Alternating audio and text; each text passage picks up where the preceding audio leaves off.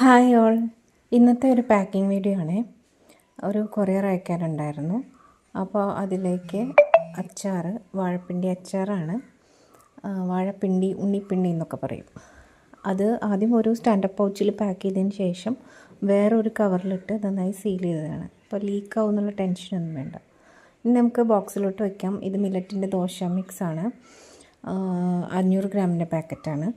അപ്പം ഇതും double ceiling ചെയ്തിട്ടുണ്ട് കേട്ടോ.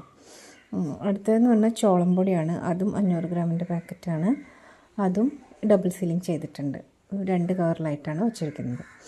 ചിലപ്പോൾ ഈ കൊറിയറൊക്കെ അയക്കുന്ന സമയത്ത് ഇവർ അങ്ങോട്ടും ഇങ്ങോട്ടും വലിച്ചെറിയൊക്കെ ചെയ്യുമ്പോൾ പൊട്ടിപ്പോകാനുള്ള സാധ്യതയുണ്ട്. അങ്ങനെ ഉണ്ടായിട്ടുണ്ട്. അതുകൊണ്ടാണ് ഞാനിപ്പോൾ ഇങ്ങനെ ചെയ്യുന്നത്. അപ്പോൾ സേഫാണ്. ഇനി അച്ചാർ, വാഴപ്പിണ്ടി അച്ചാറിൻ്റെ പാക്കറ്റും കൂടെ അതിലേക്ക് വെച്ച് സെറ്റായിട്ടുണ്ട്. ഇനി നമുക്കത് ബ്രൗൺ ടേപ്പ് വെച്ചിട്ട് നന്നായി ഒട്ടിച്ചു കൊടുക്കാം. അപ്പോൾ അത്രയേ ഉള്ളൂ പാക്കിംഗ് എന്ന് പറയാനായിട്ട്.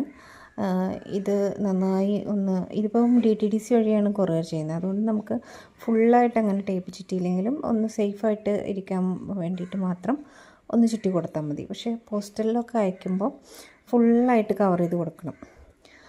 അപ്പോൾ ഇനി അഡ്രസ്സ് ഒട്ടിച്ച് നമുക്ക് അയക്കാം. അപ്പോൾ ഇന്നത്തെ വീഡിയോ അത്രയേ ഉള്ളൂ.